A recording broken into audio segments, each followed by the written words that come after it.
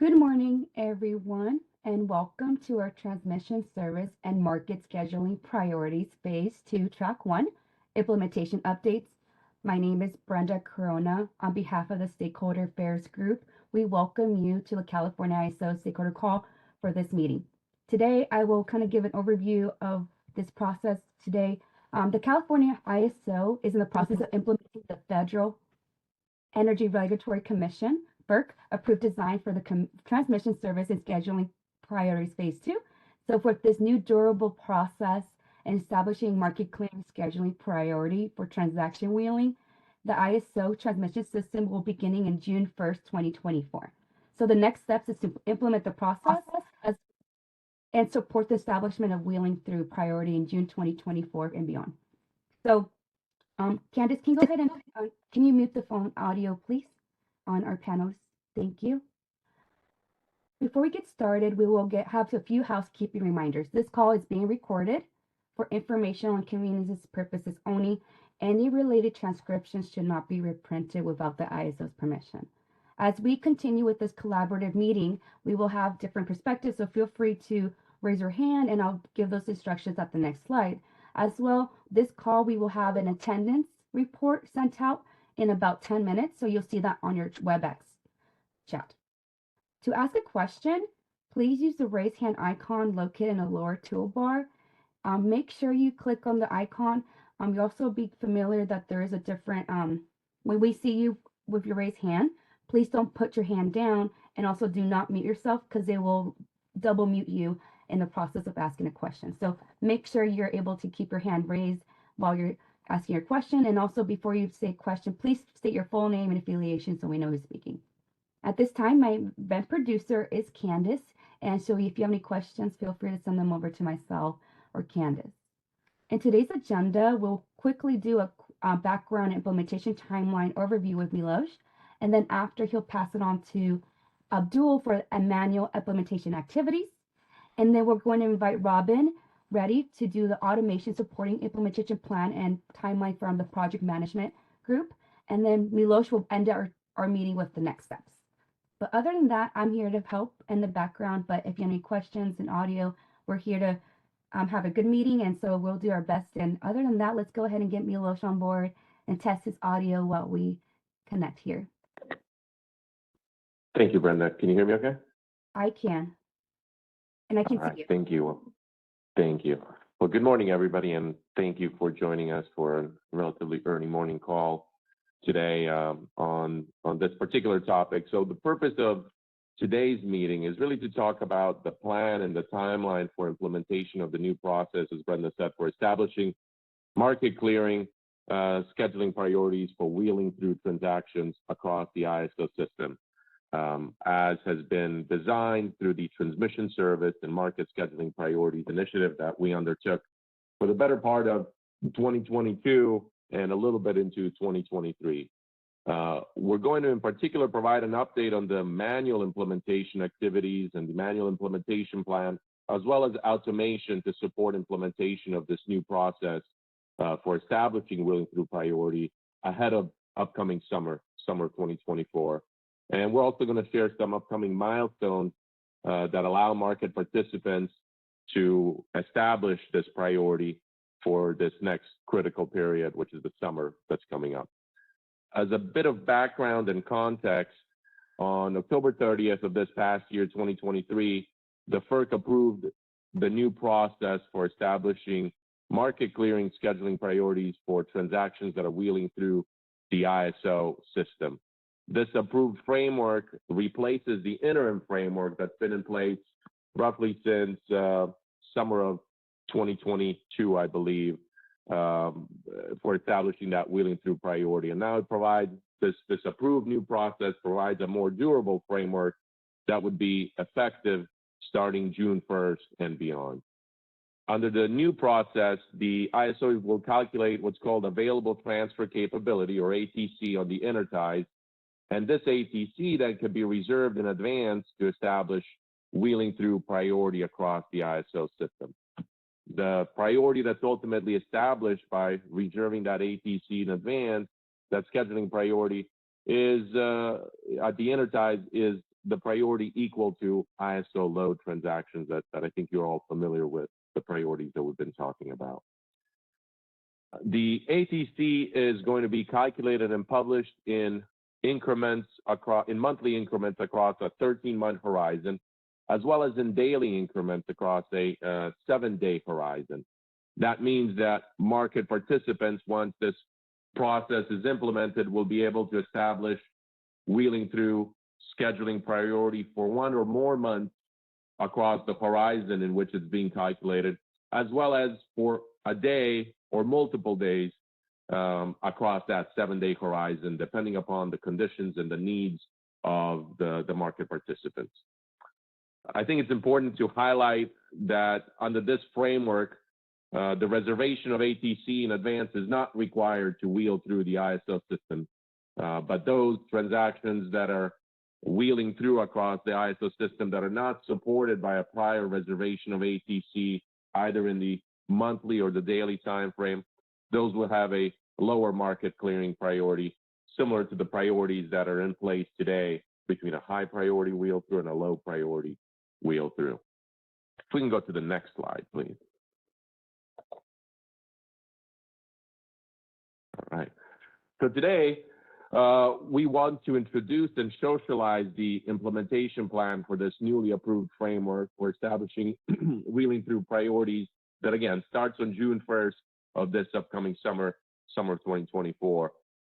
We recognize that load-serving entities across the West are in the process of planning their operations for the upcoming summer, including having procured supply already or otherwise are in the process of securing supply to ensure reliability for next summer on their system, and providing certainty of the ability to establish that wheeling through scheduling priority across the ISO system. We recognize it's an important component ultimately of their overall planning for summer operations. So to that end, while we're working internally and with vendors to develop and launch automated functionality to support that process for calculating ATC and receiving and processing requests for ATC, we're looking to start implementing this new process manually while the functionality is in development. And we're going to talk about all of these elements today. We're going to walk through that manual implementation process that we're undertaking to calculate monthly ATC, as well as the manual process for opening a request window this month in January for submitting requests to reserve that ATC and establishing that wheeling through priority for this upcoming summer and beyond.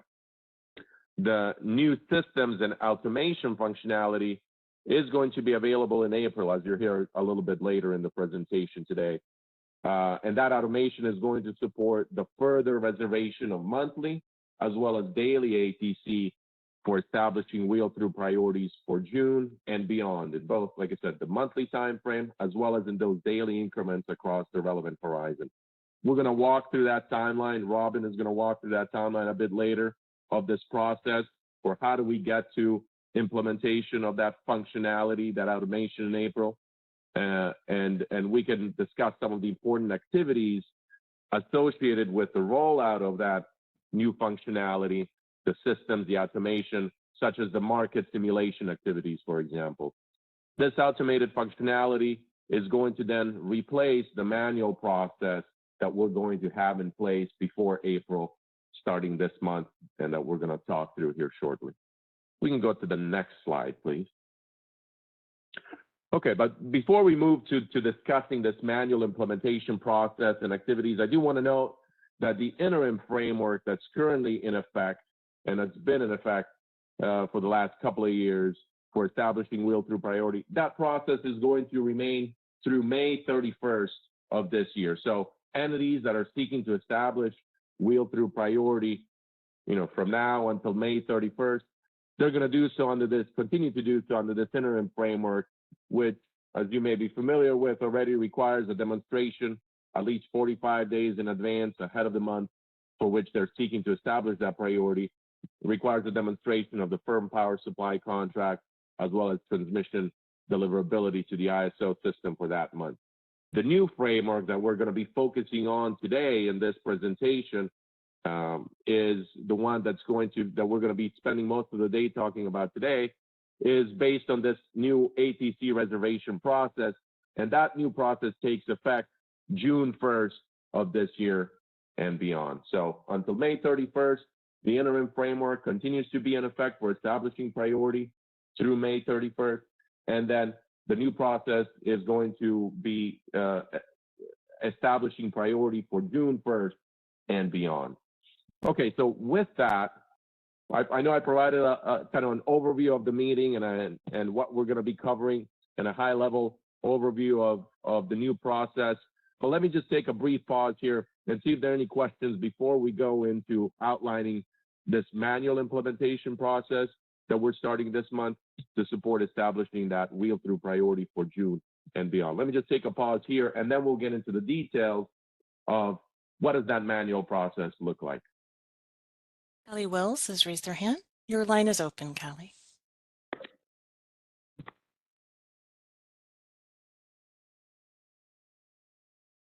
Callie, your line is open.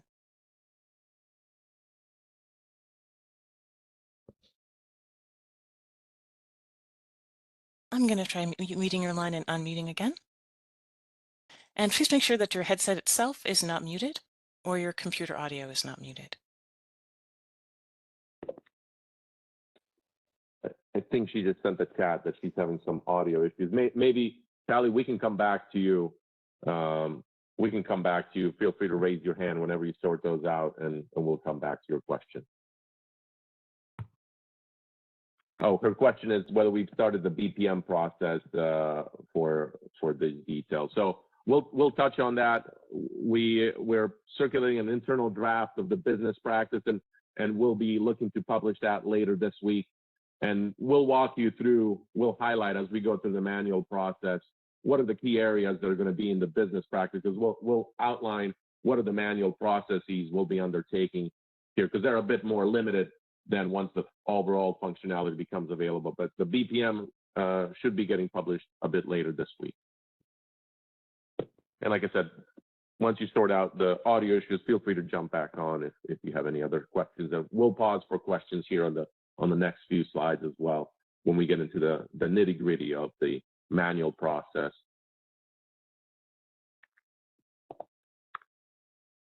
Okay, I think we can jump on to then the next slide. Let's go one more. So we'll talk about now the manual implementation of process. I'll kick us off on this slide, and I'll turn it over to Abdul, who's running our manual operations process on this effort, and he'll walk through some of the additional details. But I wanted to set a bit of the context for the upcoming activities and some of the key dates that we'll be touching on. So as part of the manual implementation process, as I mentioned, we're going to be calculating and posting externally monthly ATC values to facilitate establishing that wheel-through priority in monthly increments for the period of June of this upcoming summer and beyond. The monthly ATC values are going to be calculated across a 13-month horizon consistent with the approved tariff based on the month in which we're doing the calculation, and starting with June as the first month that we're going to be posting ATC values, because that's when the new tariff provisions take effect. So that means that in January, we're going to be calculating monthly ATC values for June 2024 through January 2025, since that framework, as I said, takes effect on June 1st and not earlier. The calculation of ATC manually, as you can expect, it's a fairly onerous process and requires pulling data manually from different sources for different components of the ATC calculation. That includes the component of the total transfer capability, the historical contracts that have to be honored, the calculation of the native load component, and a number of other pieces. So we have a lot of that data in our systems. But last month, we requested data from the ISO load serving entities to help support the native load calculation. And we requested, to the extent that they have available, historical data on non-RA contracted imports, which are a part of the data set to support the derivation of the native load component of the calculation. We have a number of components, the historical resource adequacy, imports. We have that data in our system, so we're able to pull that, and we have that historical data set. But we don't have this non-RA contracted import data. So we reached out to the load serving entities, and we requested that data be submitted by January 8th, which was yesterday, and we received, and thank you for everybody that submitted that information. We're currently reviewing all of those submissions. But we received that data by yesterday's timeline, and now we're going to be using that data to finalize that calculation of ATC on the enterprise. Since the process is manual and as I mentioned, very data intensive, we do recognize as well the importance of supporting the ability to establish that wheel-through priority promptly to support summer operation of our neighboring partners. And therefore, we're going to be deriving and publishing ATC values also on a select number of enterprise. These are the enterprise where over the last 3 years that the interim framework has been in effect, scheduling coordinators have sought to establish wheel-through priority in monthly increments. So the enterprise on which these parties have submitted those priority wheel-through requests in the past, those are the ones that we're going to be using as a starting point to calculate ATC on. And that information we've been keeping on our website, on our reliability requirement page, where we track and publish the volume of priority wheel-through requests by enterprise. We believe that these represent a reasonable starting point as they reflect practically all the enterprise over the last 3 years where priority wheel-through requests have been submitted and priority wheel-throughs have been established. And these enterprise are very consistent from year to year. So it's a fairly same set of enterprise that we'll go over the next slide. Abdullah is going to cover those, on which we've seen priority wheel-through requests be submitted over the last years that the interim framework has been in place. Once we switch to the automation availability functionality in April, as you'll hear later, we're then going to have the capability to support the calculation and publishing of ATC values on all the enterprise. So this limited amount of enterprise for which we would be calculating ATC manually would be only doing this manual process for a couple months until we get to the functionality that's going to enable us to calculate it on all of the enterprise. We are targeting publication of these ATC values on the enterprise by January 17th. We're looking to publish those before the 17th, but we've set ourselves a deadline by the 17th, and we'll communicate that via market notice once we publish those. But these ATC values then that we publish on those enterprise are going to support the opening of a monthly reservation window or request window where parties will be able then to submit requests to reserve that ATC on those specific enterprise and establish the wheeling through priority for June and beyond across the horizon that we're calculating that ATC on. So that's a bit of an overview of the manual process, and now we'll get into some of the additional detail. I'm going to turn it over to Abdul now from our operations team to discuss the enterprise we're going to be calculating ATC on during that manual process, and he's also going to walk us through the manual process for submitting requests. We will be that once we open that request window, and then how those requests are going to be submitted, what's the process for submitting those, and how we're going to manually then process those on our side. So I'll turn it over to Abdul, and we'll pause for questions here throughout. So feel free to jump in and ask anything, any clarifications. Thank you, Milos, and good morning, everyone. And Milos, if you can mute your WebEx just to make sure we don't have an echo, appreciate it. Yeah, so if we can go to the next slide, please. And I've been seeing some questions come up here, so maybe what I'll do is I'll jump on those. I think a lot of them are talking about the manual process. So let me go through the manual process. I'll try to pause at each slide. So if you have questions on that slide, we can do it, and then at the end we'll pause again for questions about the entire process.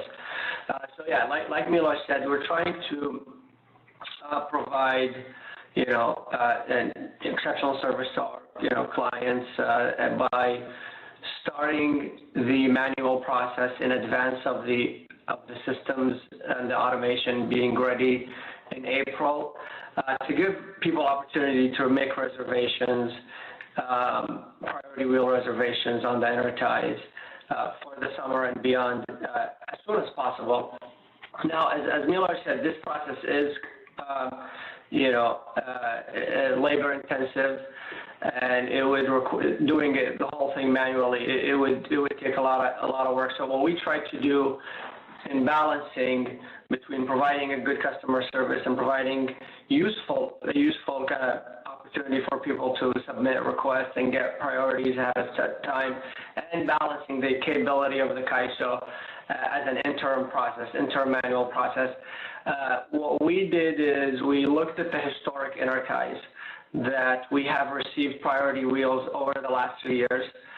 And and this is the list that you're seeing in front of you. This is basically all the requests, the priority wheel requests that we've been receiving in the last 3 years as part of the interim process that we mentioned, and it will sunset at the end of May. All of these wheels have been coming through these Enterprise. So we thought it would probably be most effective and useful for customers if we focus on these Enterprise. At the same time, it would be a good balance for us to limit our process and limit our capability of providing that manual process. So these are the Enterprise that we came up with. Again, the key thing is these Enterprise are only for this interim manual process, which is going to be this month, for this month's window, January, which is targeting June to January 25, and then reopening the window again next month in February, which I'm going to talk about, and then again in March. So this first 3 rounds of manual processing, we're going to focus on these Enterprise. And then after that, once the full automation goes in, the tools are ready in April, the ATC calculation and the request is going to be open for all the Enterprise as you would expect. So this is more of just an interim process. And so what you'll see in the posting that we're going to do by the 17th, as Mila said, it's going to be the ATC that's available on these Enterprise, about 10 Enterprise that you're looking at right now in slide 10. And we'll have the ATC posted, and then right after that, we'll open the window for people to submit requests, priority wheel requests on these Enterprise. These are the Enterprise that you will import from into the CAISO BAA. So as a wheeling through request, you're going to give us the Enterprise, the name of the Enterprise or the Enterprise ID where you're entering the CAISO BAA, and then the Enterprise that you're exiting the CAISO BAA. So the first one is the import Enterprise, and the second one is the export Enterprise. This new process that we built requires us to calculate and limit the request on the import Enterprise. So these are the import Enterprise that you can request through. Now we're not limiting the export Enterprise, so that just tell us we're going to explain in the process how what data we're requesting. But if you don't see an export Enterprise here, I think I saw a question, someone saying, I don't see some of the South Enterprise here so people can't export from them. They can export from the South Enterprise. They can export from any Enterprise really, as long as the Enterprise has enough, ETC. I mean, realistically.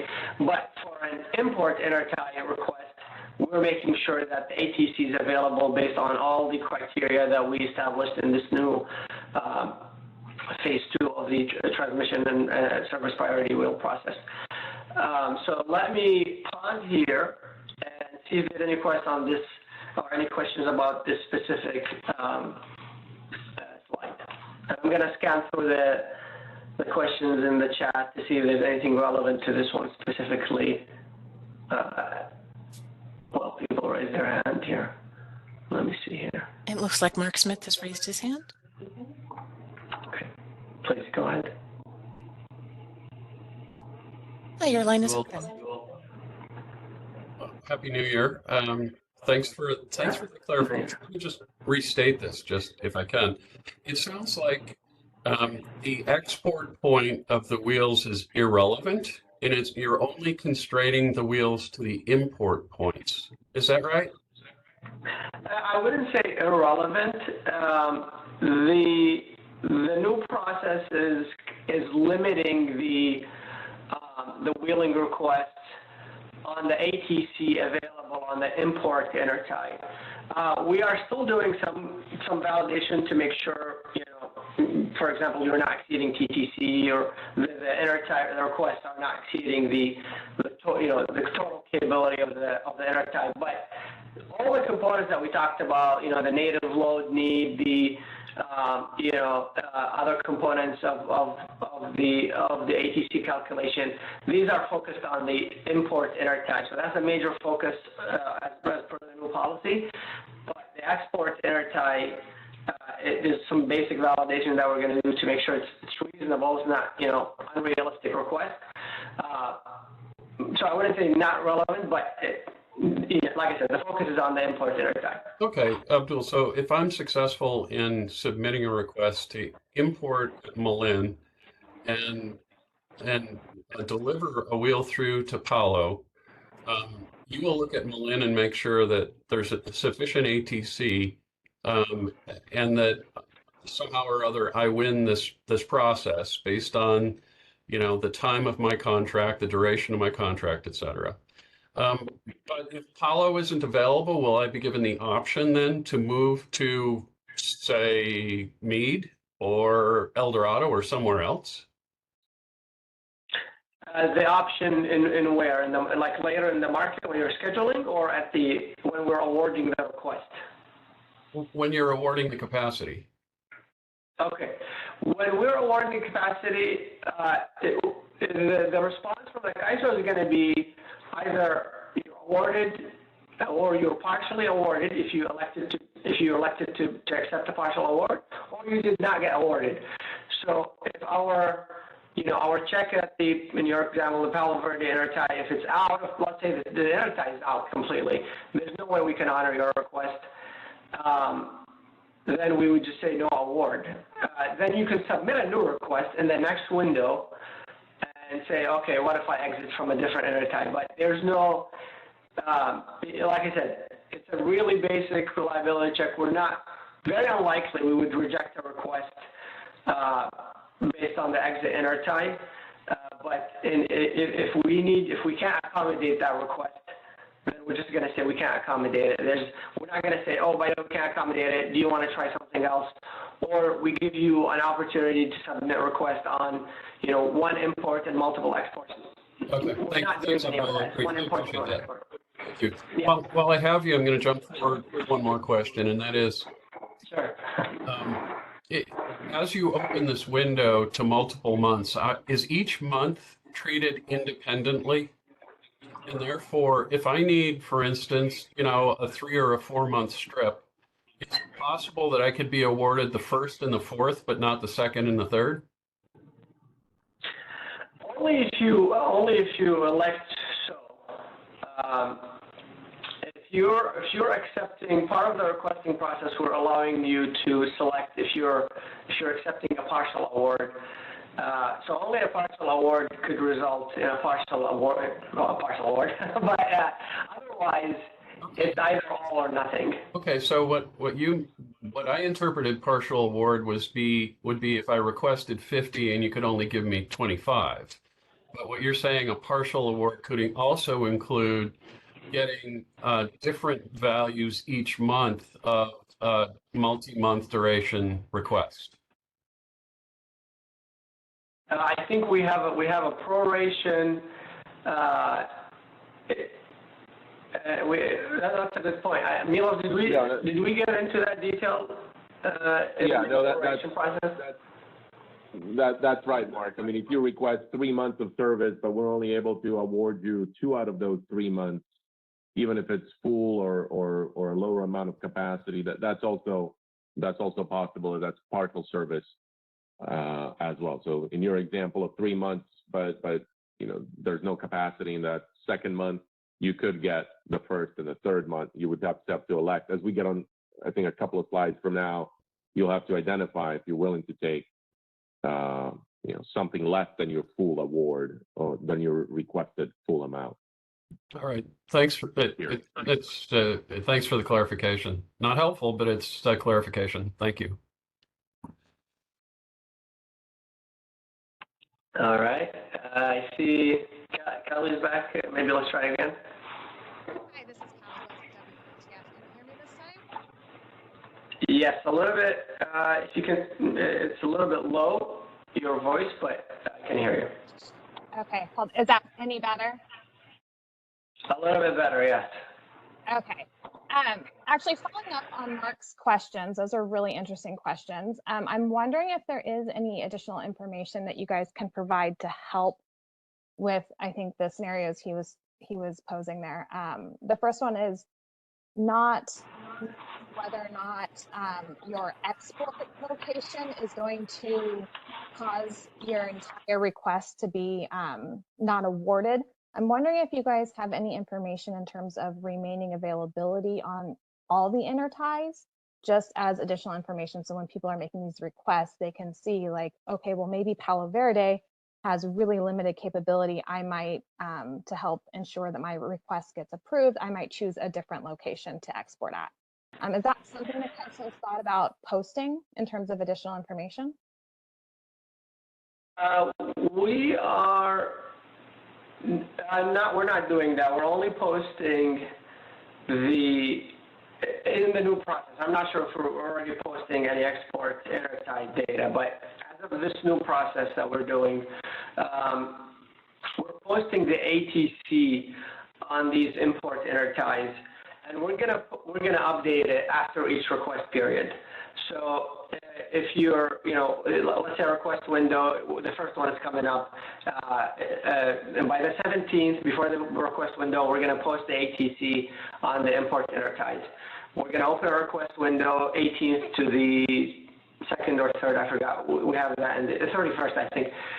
So after the 31st, we'll process the request, provide the awards, and then recalculate ATC on the import interties and then post it again. So that process of evaluating the awards impact on the ATC and how much it's derating it, and updating ATC accordingly, that's on the import intertie. Now, on the export intertie, I don't think we're planning to post anything.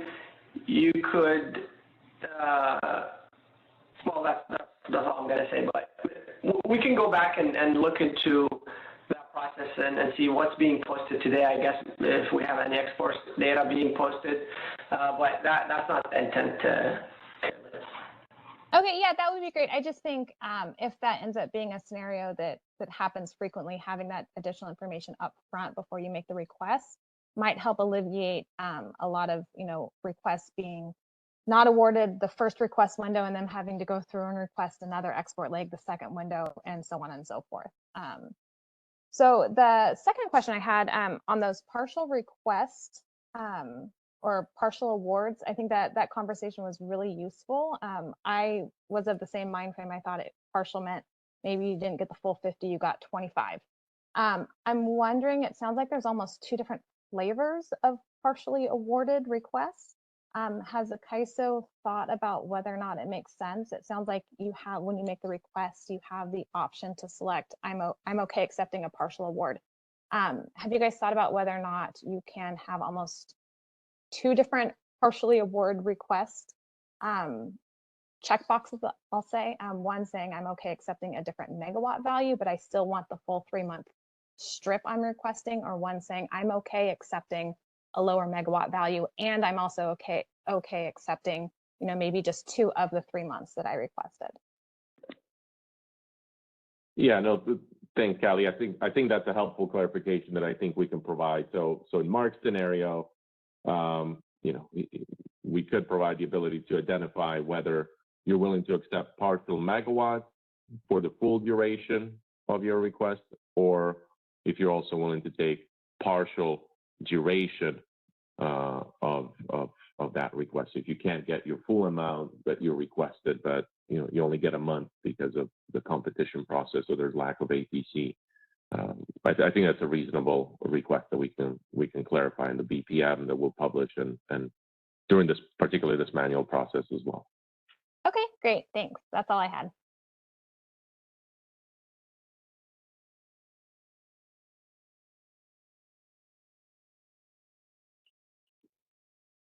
Okay, I think I saw, I don't see any hands up, so let me go back. I saw a question about slide 10 here somewhere.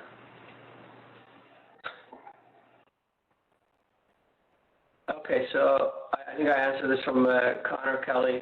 Slide 10 in the presentation slide, which discussed the manual calculation of ATC on the enterprise, doesn't list the southern enterprise as any other selected enterprise where the ATC will be calculated. Is the implication then that wheeling out of the southern enterprise will not be available in the manual process?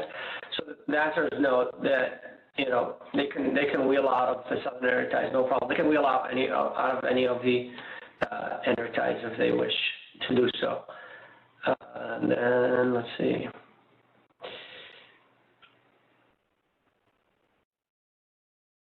Okay, question from, I think, Chris McLean from the CC. Mike, I also comment upon the transparency of the ATC calculation, especially surrounding the components. We are planning to post the ATC data on OASIS on a regular basis as we make the calculations. I'm trying to think of the frequency. Definitely before the request window is open. I think, again, we're going to post it after the awards are done, so you see the updated ATC. So there should be frequent updates of the ATC calculations. It's going to go to OASIS. It's public. I believe we said we're going to also post the components of the ATC calculation, so you can see how we came up with that number. So hopefully that provides a good transparency for participants. All right, so I think Mark Smith had some questions, and I think we answered. All right, and then a question from Shanyu Lu. 1 month of data will be available on Jan 17th. So Jan 17th is going to be the first posting of ATC, for the first segment of this manual process, and you'll see the ATC for the enterprise that I have right here on page 10. These 10 enterprise, that's where you're going to see the ATC calculation for posted on by January 17th. Hopefully, we can post them before that.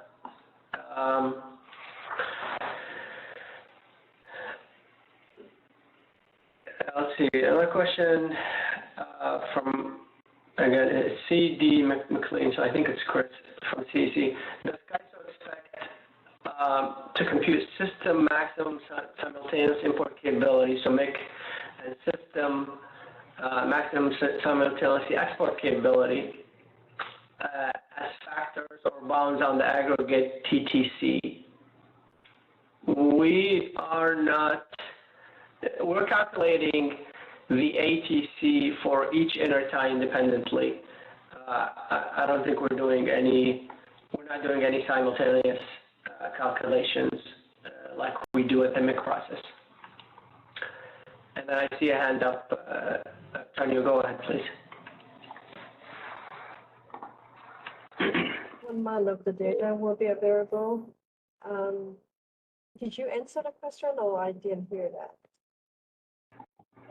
I'm sorry, the months, okay. It's gonna be, so January 17th, you'll see the ATC for these enterprise for June of this year, 2024, all the way till January of 25, which is the end of that 13-month window. If we're looking at today, and we're trying to post for 13 months for our process, we would post from February to January, but because this new process is effective June 1st, we're posting starting June 1st. So June 1st all the way till the end of the window, which is January. And then next month when we post again, we're going to push that window by 1 month again, and we'll keep doing that on a rotating pay basis, pushing the window by 1 month until in May we'll have a full 12 months of data posted, and then that's how it's going to be going forward. Thank you. Thank you. All right, I don't see any other questions, so if we can go to the next slide, please. Okay, so like I said, the first, we'll have all this data, all the ATC hopefully already calculated and posted by the 17th. And then the plan is to open the first request window on January 18. The reason we picked January 18 is to align with the tariff. So the tariff says those monthly request windows will be a 14-day window, closing in alignment with the RA showings deadline, final deadline, which is T-minus 30.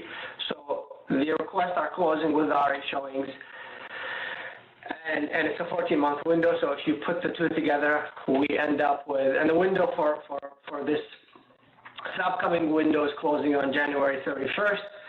So that means we open up on January 18th. So from January 18th till January 31st,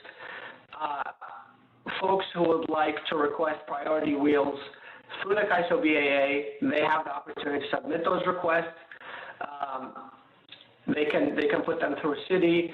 We will talk about, we'll have a template ready, and we'll have a process, a market notice of what we're requesting and what to fill in and where the template is and how to submit it in city. So all of that, of the details of the submissions, we're going to have that ready before the 18th. But for you to prepare and to know what we're looking for, in the next slide I'm going to talk about what we're looking for. But for this slide, be ready. You have your window from January 18th to 31st, and that is going to cover requests from June 1st all the way till January 2025, the end of January 2025. So that's the window you're targeting in this request. And like Milo said, if you want anything before that, then the interim process that we have in place right now, you can follow that process. But for any requests that are targeting June 1st and forward, that's where the new process will come in. And like we said, we're doing it manually until the system automation is ready in April. So January 18th, be ready with your request if you have any, and then you'll have an opportunity to request again in the following months if you're not ready or if you don't have a contract ready, because you have to have a firm contract when you submit the request. So that's that. And then after the close of the window, which is January 31st, after that, we have 3 business days to process all the requests and provide the awards. So after 3 business days, or within 3 business days, you'll get the awards from us sent to you directly. Most likely we'll respond in city and tell you what you have been awarded. So that's the window. Any questions about the window before I get into what we're looking for, the data we're looking for? Any questions about the window?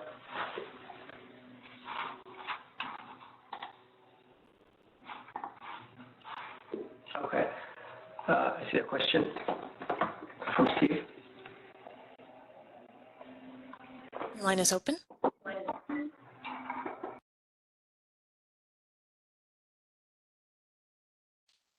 Steve Keen, your line is open. Make sure that your headset is not muted.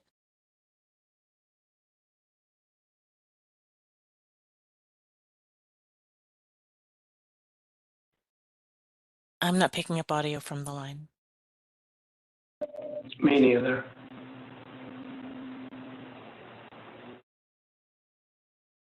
All right. Steve, by the way, I've had issues with the audio. Maybe next to the mute button, there's an arrow. If you click on it for the microphone, it gives you multiple options if you have different inputs, microphone inputs. Make sure you select your headset. Is this better? Can you hear me now? Yes, we can hear you, Steve. Go ahead. Okay, I'm sorry. That was it exactly. Thank you. I had 2 quick questions. Are you treating any requests received between the 18th and the 31st as coming in at the same time, or does it matter when they come in? Yeah, it doesn't matter when they come in. So the request window is open. Everyone comes in within that window. We're not processing anything until the window closes.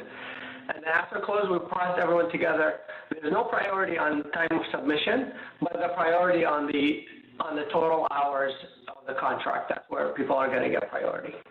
Okay, and the second question is just, it says the results are to be communicated to the scheduling coordinator submitting requests. Are you also going to publish a general list of who has been awarded capacity? I'm not aware of a requirement for the CAISO to post awards publicly. Folks, correct me if I'm wrong, but I'm not aware of requirements for us to do that, so we're not planning to do this. We're just gonna communicate the awards directly to the requesters. We will, however, after that window, we will recalculate ATC prior to the next window and publish it. And that new ATC will account for the derates caused by the awards. But yeah, like I said, I'm not aware of a requirement for us to send publicly the who got awards and what they got. That's right. This is Milos. Yeah, we would not be publishing who got what. If it would be helpful to stakeholders, we can identify something similar that we've done through this interim framework as well, where we publish kind of a spreadsheet that just identifies the volume of priority established across different ties, but we would not be tying that to individual entities that may have been awarded the priority. All right, thank you very much.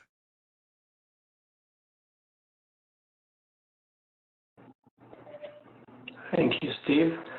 I don't see any questions or hands raised, so maybe we can go to the next slide, please. Okay.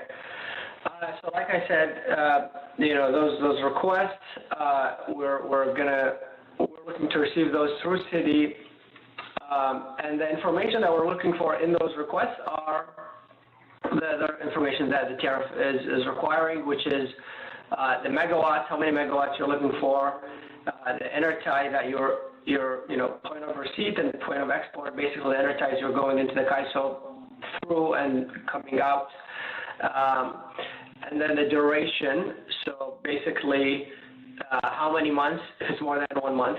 Again, this is a monthly request, so it's a monthly segment, so you could do only June, you could do June and July or multiple months, or you could do August if you want. So you have this window from June to January. Anywhere within that window, you can select 1 or more months as your duration, your target for that request to get awards.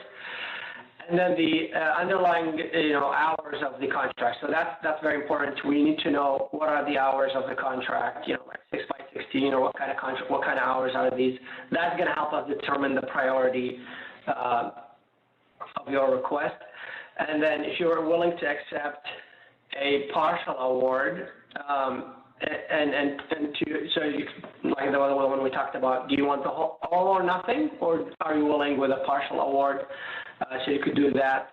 And then the last thing is the attestation. We have the specific language. I think we're going to put that in the template, like we did with the non-RA data. So we're going to put an attestation. You can put it in the ticket, attesting that you know, that you're complying with the tariff section and the information and you have firm contract and all that. So this is the information we're requesting. Like I said, we're going to have a template posted with all the information. We're going to send a notice saying that template's posted and it has all the information in it. So you're going to get all the details of how we're going to do this. But general idea, a template, you fill in, you submit it in Citi within that window, and we'll process it accordingly.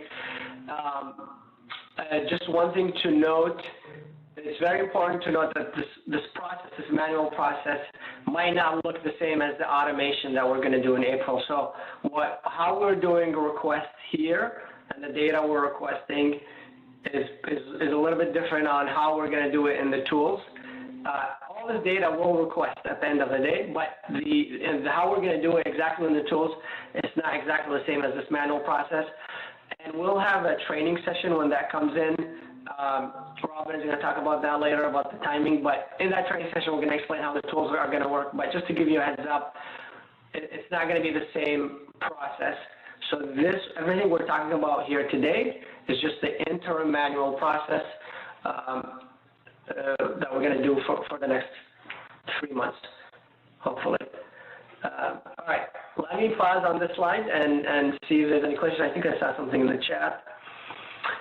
Again, from Chris, let's see, the volumetric publication noted by Milos would be appreciated. Okay, we'll take this back.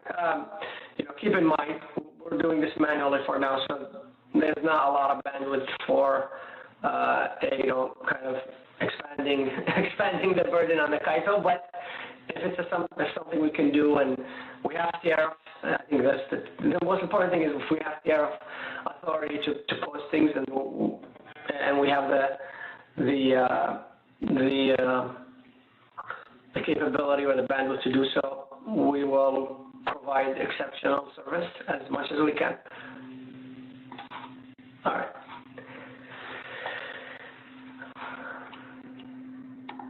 You're welcome. All right. I don't see any hands raised, so let me go to the next slide. And feel free to raise your hand anytime. But okay. So like we said, this is a manual process. We're gonna do it manually until the tools go live in April. The plan is to do this manually every month. So this first window that we talked about is for the first opening, which is from January 18th to 31st. That window is targeting June all the way till January 2025, and then we're going to process the awards within the 3 business days, and then inform folks of the awards they got, and then we're going to open the window again in February 18th, and that's going to go till March 2nd. That's the second window. And that window is targeting requests again for June. We're always starting June 1st until we phase out of June in the automation process. But for our manual process, we're always starting from June 1st, and we're going to go till February. In the second window, we'll go to February 2025. And then we'll repeat in March from June till March 2025. So that's how we're going to do it. You have multiple opportunities. And then again, when we go live in April, there's an April window that's going to open up. You're going to see the timelines and the BPM. Mila's going to talk about the BPM changes later, and the posting of the dates. You're going to see that, but that's going to hopefully be handled by the automation in April. So you're going to have, again, windows to request starting in June and going forward. But these are the windows for a manual process. And then we'll process these, as I said, I think, or in the third bullet point here. We're going to look at the priority based on what we have in the contract, the hours of the contract, and consistent with the tariff. So that's how we're going to process the priorities and provide the awards. And that's it for this slide. Let me pause here. I see Mark has a question, so let me take some questions on this slide before we go forward. Mark, go ahead. Thanks, Abdul. It's Mark Smith with Calpine, by the way. I think I recall that prior to each of these windows opening, the ISO will update the ATC based on what has already been awarded. So if you had 100 on one tie in January and it was all obligated, it would be posted at 0 for the February auction. We'll be given all that information prior to each window opening, right? That is correct, yes. Before the February 18th window opens on the 18th, we're going to have the updated ATC published so you know what's left. Awesome. Thanks, Abdul. Absolutely. All right. Question, Michelle, go ahead, please. Posting how much ATC is available and what the TRM is and all of those calculations? Sorry, Michelle. You started talking before you got unmuted, so I missed the first half of your question. Oh, sorry. Just wondering when you're going to go over how much ATC is available at each intertie, as well as the TRM, and as well as whether you considered Path 26 transmission congestion. Yes. Okay, yeah, we're planning to have, so we're in that process of finalizing ATC calculations and all the sensitivities on it. We're planning to have a meeting sometime next week in alignment with the posting of the data to discuss the data and the TRM. And Milos, I don't know if you want to add anything to that point. Yeah, no, thanks for the question. And we'll talk about this on the next step slides as well, but we're looking to, and we'll announce it here in the coming couple of days, a stakeholder meeting on the 17th to talk about the rollout of the data. We'll look to post that data before that meeting, but then we'll talk about on the 17th how we derive that data consistent with that tariff requirement of having a stakeholder meeting prior to publishing the summer numbers. And we'll go over how we calculated the different components of the methodology, including how we considered any internal Path 26 limitation or constraints within that calculation as well.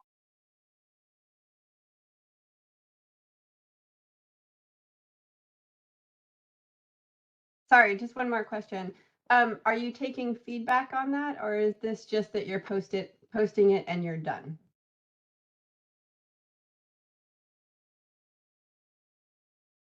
We will take feedback and we can evolve that calculation for upcoming periods as well, but there will be an opportunity to provide input and feedback and evolve if we're missing something or and answer any kind of questions and comments. Okay, great. Thank you very much.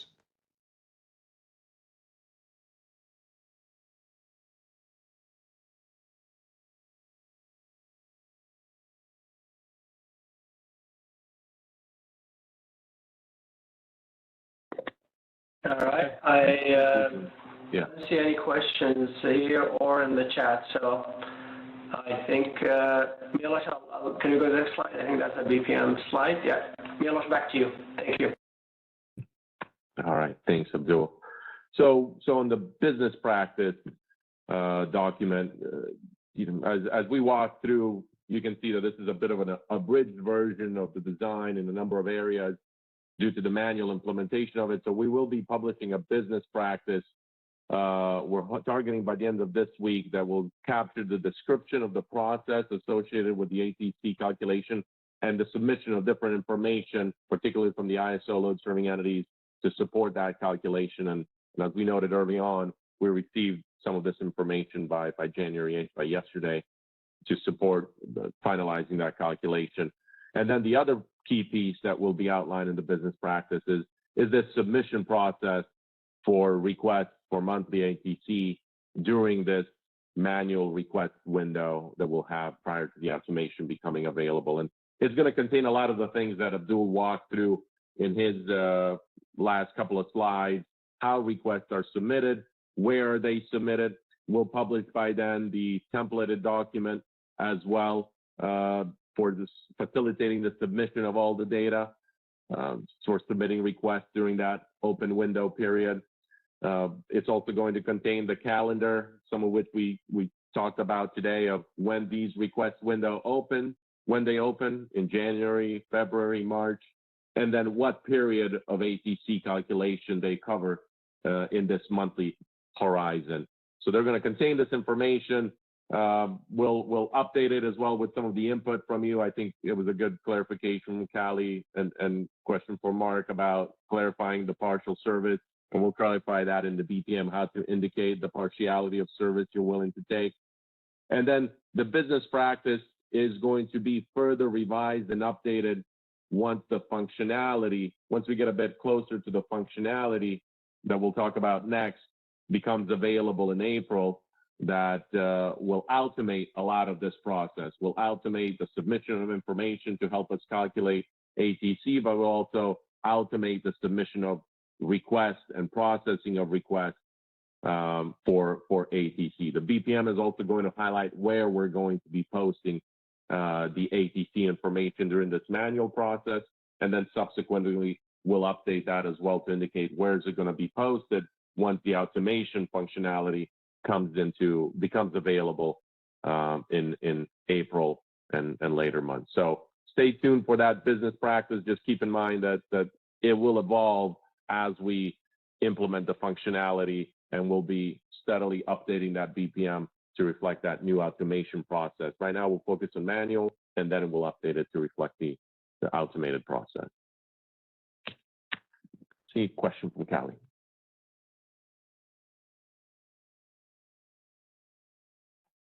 I just have a question that just occurred to me. I know we've been talking a lot about just like the monthly ATC values and monthly requests, but obviously we can do, this process allows for daily requests as well, that 7-week duration. Does this, so when we're talking these manual requests, does it include that ability as well? no, great question. So in the manual process, we're only talking monthly ATC because we're talking about implementation for June and beyond. Establishing priority for June and beyond. And there's a 7-day window for establishing that daily ATC. So the daily functionality will become available with the automation once we're closer to June, when the window, actually the 7-day window opens. The automation is going to support the daily availability of ATC and establishing wheel-throughs for June 1st and beyond. We're doing monthly during this manual process because it's in monthly increments and it's got a 13-month horizon. So the daily horizon doesn't yet come to play until you get to the closer to June, and that 7-day rolling window comes into play. Great. Okay. Thank you for the clarification. So we can expect to see kind of more details or any nuances with requesting daily windows when you guys update the BPM to reflect the automated process. That's right. That's right. And thanks for that question and clarification, Kyle. That's exactly right. Once the automation becomes available, we'll contain now the holistic process of how to use the automation to facilitate submission of monthly requests as well as daily requests. Great. Thank you so much.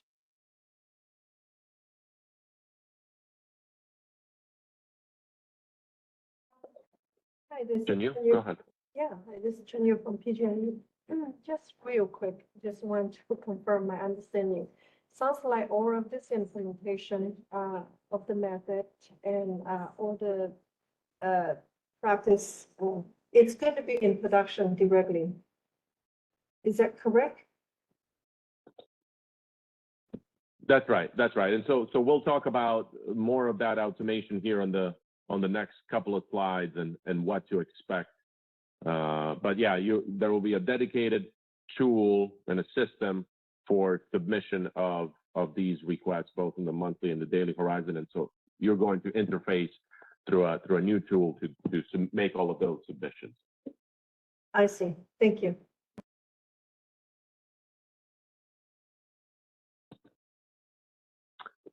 Okay, let's go to the next slide.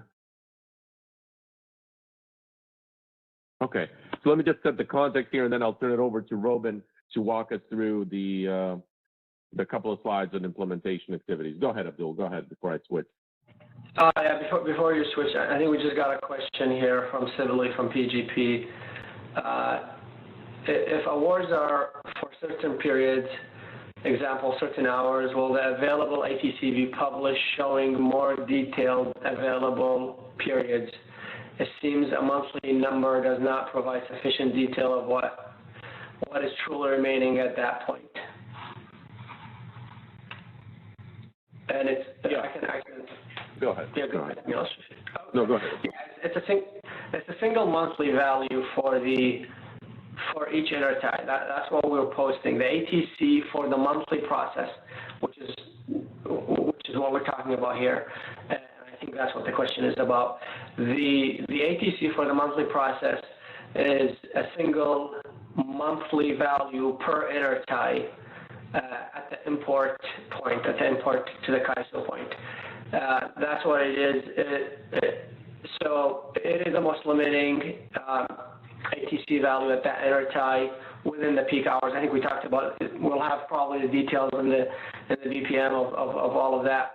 But that's the intent. So it's not an hourly value or a daily value. It's just a single monthly value. And I should say, Milos, I just remembered back to Mark's question. We will have about the partial request.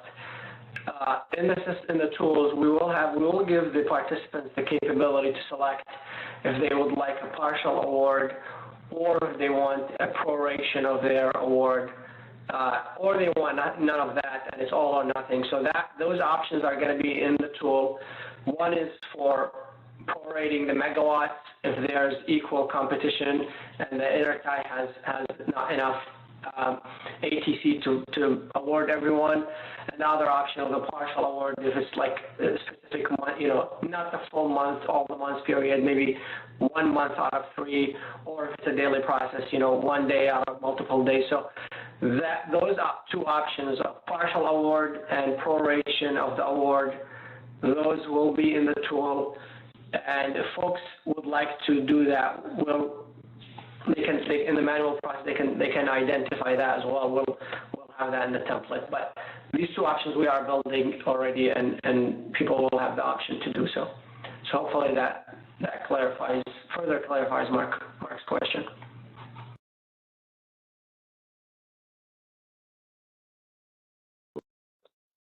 Okay. Well, we touched on this. So the next couple of slides, Robin is going to walk us through, who's the project manager on the implementation of this effort. She's going to walk us through the automation availability timeline to support the submission of requests, both in monthly and the daily timeframe, ahead of June 1st. We recognize that part of the reason that we decided to move forward with this manual process in January is because we, again, recognize the importance of entities positioning themselves to serve load and to procure supply for maintaining reliability on their systems for next summer. And we recognize that April timeframe for implementation of these activities would be fairly close to the summer and fairly may place entities in a bit of a bind. And that's why we move forward with the manual process that we just covered. And now we'll move to talking about the key milestones, timelines, and the release of the functionality that's going to now have different components of it that are going to automate this entire process ahead of June. And we'll be then switching, once that becomes available, switching from that manual process to this automated process to support further requests, both in the monthly and the daily horizon. So with that, I'll turn it over to Robin to walk us through the next couple of slides. Thank you, Milos, and hopefully everyone can hear me. Yes, we can hear you. So, fantastic, thank you. If we could move to the next slide, please. Thank you.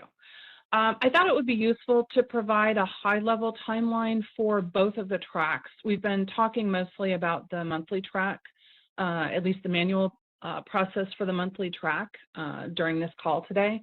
But I thought it would be useful to show the timelines for both monthly and daily. I will be concentrating on the monthly, at least at this point. Implementing the monthly track is the functionality equivalent of it's the system functionality equivalent of the manual reservation process that Abdullah has been discussing. So once we are live in April, the manual reservation process will no longer need to be followed. We will be following the automated process. As you can see on here, we are currently in the testing phase. As you can see, we've been testing since November. There are a lot of components to this functionality, which is why we have such a long testing window. I think it might be good to move to the next slide because there are some details about dates on the next slide. Thank you. These are the important dates. In terms of training, something that Milos touched on a little bit ago, I actually talked with the woman late last week who will be running the training. We are expecting to have training on WebWheel. That's the tool. That's the name of the tool. We are expecting to have training on WebWheel prior to market simulation. So we're expecting that to happen the week of February 26th. Market simulation will run from March 1st to the 21st. And I want to note that it won't be the full end-to-end simulation. Settlements does not happen until we have the daily process. So we won't be doing the full end-to-end simulation. Pardon me, one moment.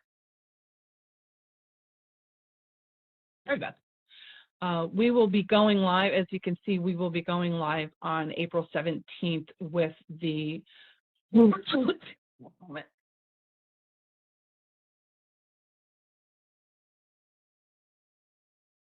Sorry about that. We will be going live with the monthly process on April 17th. And then for daily, at this point, we are expecting to have the training prior to the market simulation the week of April 1st. with the market simulation being from occurring from April 9th to May 7th.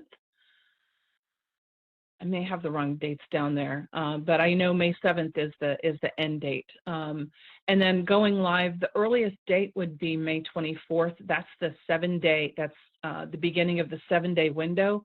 We are taking a look at the actual go live date because that is right around the holiday. We want to make sure that we are well prepared for this. So that is but May 24th is the earliest date that we would be going live with the daily process. I'm going to stop and see if anyone has any questions at this point.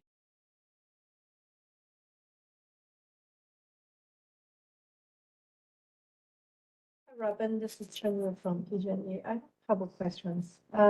One is I do see that there's a market sim component to it. That is the market sim going to be conducted in the map stage, just like what we have today. I'm sorry, my phone cut out a little bit for me. So yes, I believe from what I heard from your question, the answer to that is yes. All right, thanks. And in terms of the training, looks like the training prior to market sim, the second, I'm just looking at the table that's showing on the screen here. That says the week of February 26th. Is that also the training is going to including monthly end date process? It will include the monthly portion. Anything, so it will include everything that we will be going live with on April 17th. So it will include all of the monthly processes, the market simulation and training for the that includes the daily processes will happen with the second round. I see. I missed that, sorry. Yes, okay, thanks. And so assume that this is just gonna flow to the CAISO PMO and this information. And at that time, there will be market sim call, there will be more of the usual market sim stuff. That's Yes. just the, oh, okay, good to know, thank you. Thank you. Any other questions?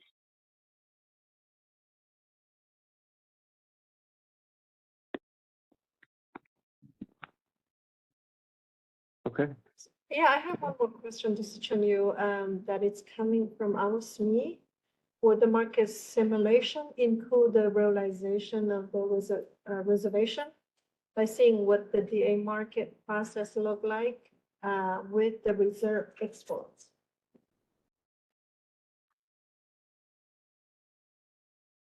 So I just want to make sure I'm understanding. Sorry, I just want to make sure that I'm understanding that you are wanting to ensure that the monthly market simulation will include the reservation and the notification of the reservation, correct? Of the award? Right. And are we able to see the DA market process? I mean, their hand market process as well. So because I believe we heard that this is not going to be end-to-end market sim. Understand the settlement, it's not in the picture, but is their hand market process running? And are we able to see the process and what is the reserve exports?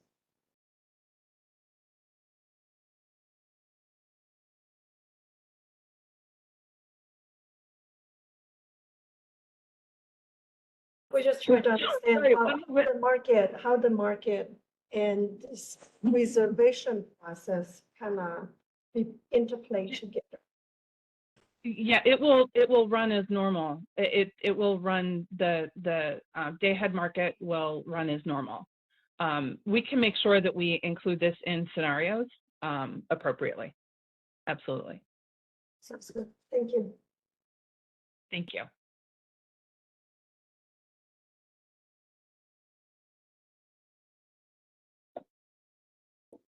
Any other questions? Thank you, Robin. Robin, I was just going to suggest, I think you and I chatted about this, but the way that folks can keep up to date on implementation activities is through the biweekly release user group calls, the RUG calls, where we provide implementation updates. And then remind me, I presume we usually will issue a market notice when market simulation testing, or will otherwise announce it in that group when it's ready to launch. Is that right? Yes, that's correct.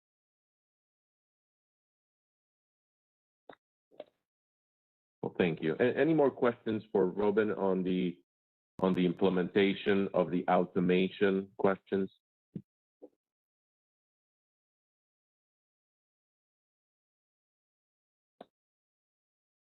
Okay, I don't see any questions. I think we can move on to the next, and I think it's the final slide. Thank you. Okay, so thank you, Robin. So all important next steps. I think we covered a number of these as we talked through the presentation, but let me recap these and at least set some expectation of what to keep an eye on in terms of deliverables and timelines. So monthly ATC values for the period of June 24 through January 25. We will post them by January 17th. We're targeting to post those ahead of that, but this is the latest deadline that we've set for ourselves. So be on the lookout for that. That's coming up close. And now that we have the remaining information that we received from the ISO load serving entities, we'll be in a position to finalize calculating that and posting those values on our website. And we'll do this through a market notice. We'll announce and we'll provide the link or where you can access and find this ATC information. So be on the lookout for that as well through a market notice. Also, the market notice here should come out in the next couple of days, but we're looking to host a stakeholder meeting to review those ATC values on January 17th. This is where we're going to have the numbers published ahead of time, and we're going to walk through how we derived the different inputs and components consistent with the design that was approved by FERC, including all the different considerations that went into that, how we considered internal path constraints within that calculation as well, to the extent that we've seen any. And then the January request window for monthly ATC is going to open on January 18th through the 31st. And as we talked about before, this is, you can take your time during this window to submit these requests. You don't have to submit it on the 18th. There's this window of 2 weeks effectively where you can submit those requests, and then we'll evaluate them all together based on the terms of the tariff, competing those requests based on the duration, to the extent that there is not sufficient ATC on the requested interties to accommodate all requests. And you'll be submitting the requested information as we walk through the previous slide, and as we'll outline in the BPM of all the information that we're requesting and that being submitted via city. And then we're going to be posting the market operations business practice hopefully by the end of this week, along with then the ATC ID and TRM ID documents. These are a couple of accompanying documents that provide more detail, that are updated now under this new process, that will lay out the different components consistent with the tariff for calculating ATC. And we'll be doing that as well through a market notice. So let's pause for questions here, and I think I see a question from Michelle. Oh, sorry. Yeah, a couple of questions. When you post the components of the ATC on January 17th or before, will you be posting all of the components as well?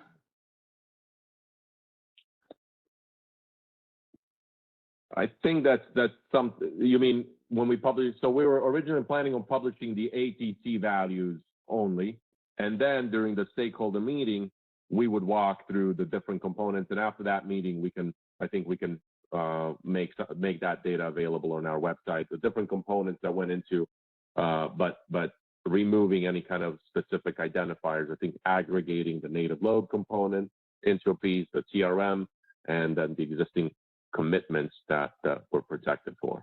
Okay, so you'll be talking about each individual component. Will you be providing them in the slides on Wednesday when you talk about them? It's just hard to provide feedback if you don't have the data, right? Yeah, yeah.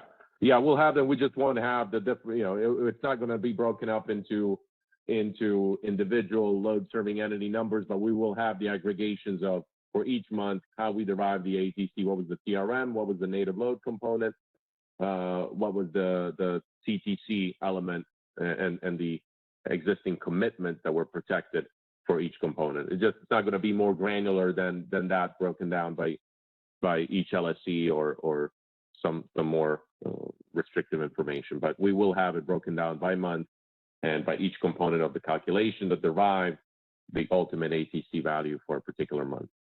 Okay, and so how exactly do you expect that you would get feedback if you open the window on the 18th? So I think we can take feedback and update to the extent that there's any issues with those values or stakeholders have concerns with them. I think we can update it in the following window, but in terms of capturing these values for the manual process in January, I don't think there will be much of an opportunity to edit those values for January window.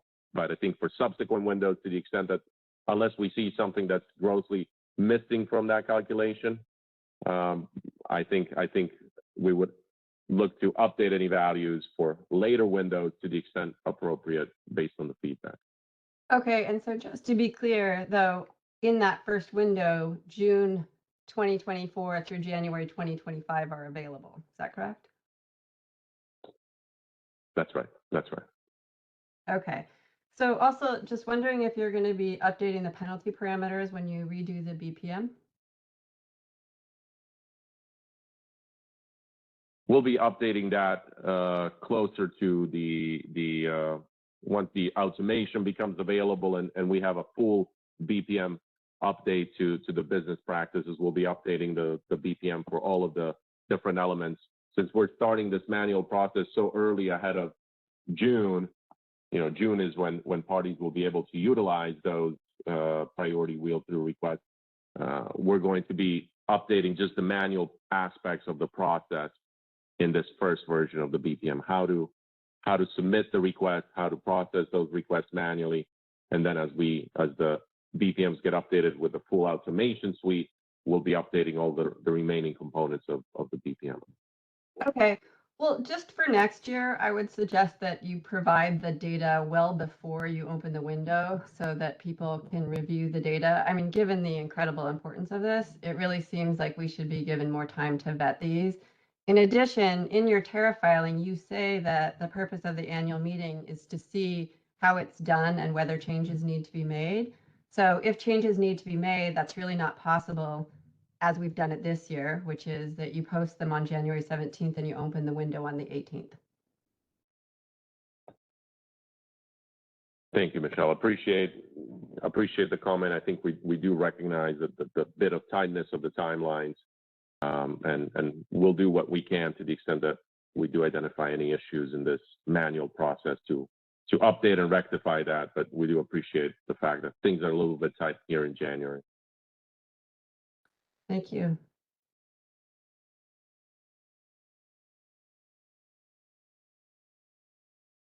Hi, this is Chun Yu from PG&E. I have a question on behalf of our SME. What happens to the priority of the exports in case of the line derates during the months of the menu process run?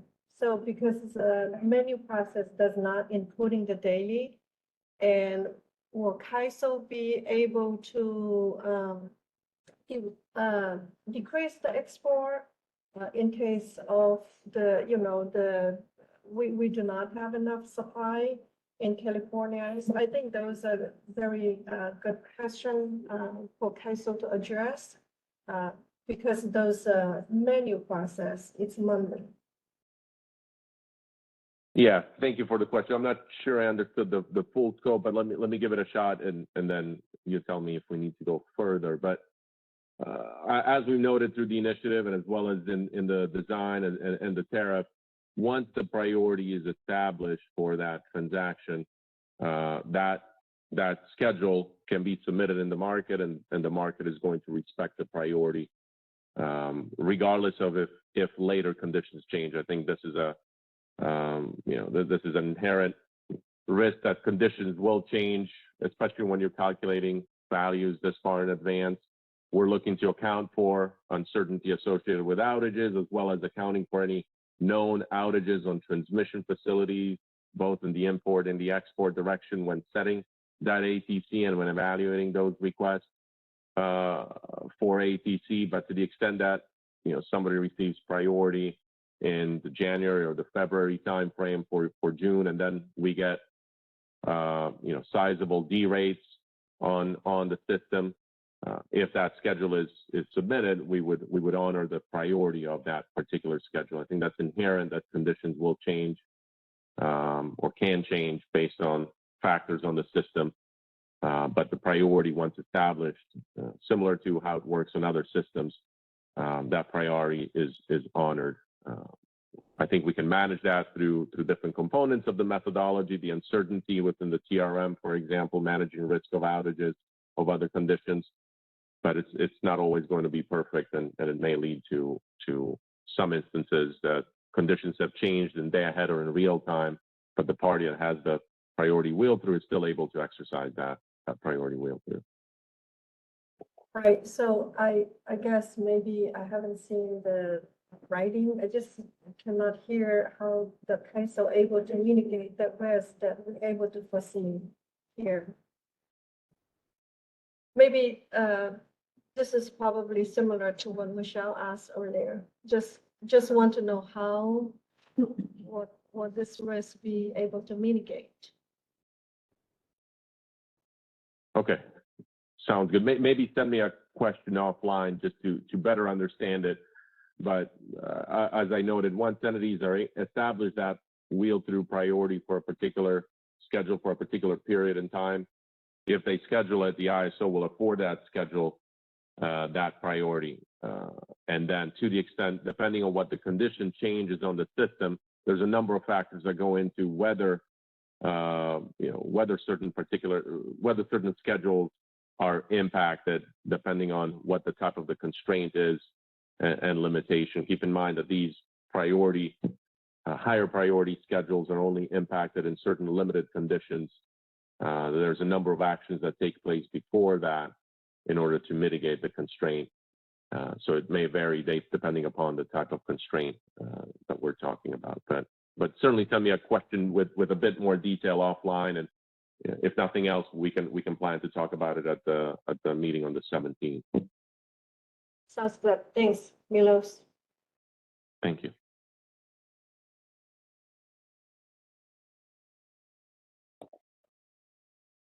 Okay, it looks like it's 10:30. Let me just pause and see if there are any other questions. I know we shared a lot of information with folks. I'm mindful of that, and be on the lookout for some of these next steps. Market notices when we publish the ATC, market notice for the next stakeholder meeting on the 17th. And then we'll continue doing this manually in the February window and the March window. And to the extent that as we go first time through this manual process, if we run into challenges or folks have additional questions, I think we can certainly have another stakeholder call for ahead of the next window if there was any confusion or issues on any aspect. So we'll just work together through this manual process until we get to the automation, and then we'll have that additional training, additional business practice updates, where I think things will be a bit more intuitive through the functionality and the tools that are being utilized to support this process. But if you've got any questions in the meantime, by all means, feel free to reach out to us, reach out to your stakeholder affairs person, reach out to Abdul or myself. We'll be happy to answer any questions, get on any calls, and provide any helpful information that we can.